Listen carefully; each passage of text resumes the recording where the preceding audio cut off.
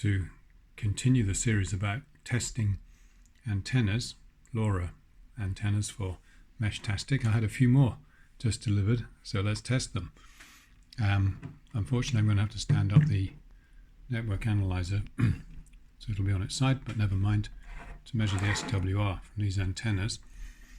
This was my favorite one that I tested in one of my previous videos from the Pi Hut. I only bought one of them, unfortunately. I wish I bought a few more now.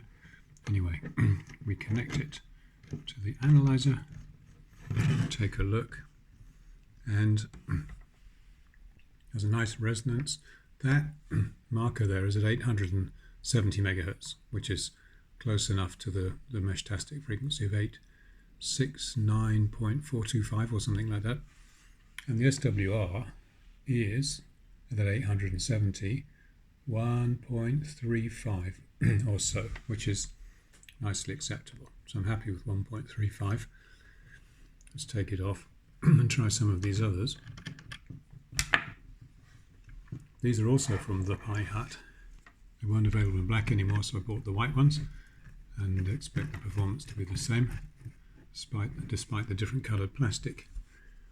And what have we got?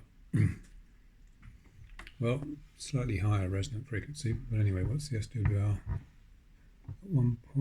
At 870 megahertz is 1.6 something, so it's a bit higher than the 1.3 of the black one, but there it is, 1.6. Interesting. Let's try another one. I've got 4 of these. Promise not to take too long. This one looks very similar. SWR is 1.8. Interesting.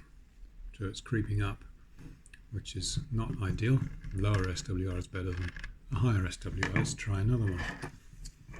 We had 1.3, 1.6, 1.8. Try this one. Oops.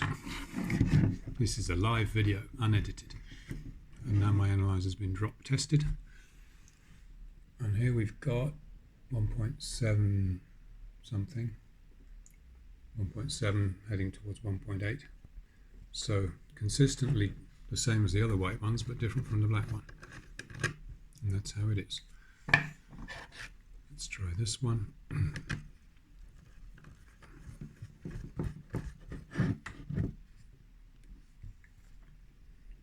Curves always seem to look the same, which is something. And the SWR here is almost 1.9.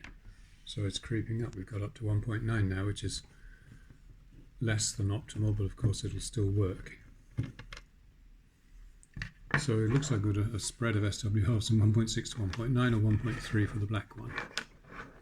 Interesting. Let's have a look at these. These are my least favorite antenna from the previous test. These ones came direct from China. They were much cheaper than the ones I just tested. I think they might have been £2.90 each, which is nothing for a UHF antenna, but let's see how it performs on the analyzer. And it does actually have a dip at 870. I was complaining that it resonated far higher, which it does, but it does have a dip at 870. And then the SWR is 1.5 or so, which is quite acceptable. So perhaps I was a bit hard on these in the last test. Let's try the others and see if there's a spread in characteristics like there was with the smaller white antennas. So that's the second one. Oh, that one doesn't have the resonance at 870, it's up here somewhere. And the SWR is 4 point something. So that's not so good, is it? SWR just over 4. Of course, it's okay to test the antennas, comparing them with each other on the same setup, but in the real world, maybe they need some kind of a ground plane or radials or something. And this analyzer is a plastic case. There's some electronics inside, so it's not ideal. Anyway, this is the third one of those antennas. Oh, and again, the resonant frequency is quite a bit too high. And the SWR is 4.2, 4.3, which is, again, not really ideal. So the left-hand one is not too bad. and these two are worse. So it shows there's something perhaps lacking in the quality control of the manufacturer, because there's quite a wide spread on resonant frequencies in SWR at the wanted frequency of 870. So there's not much I can add to that, really.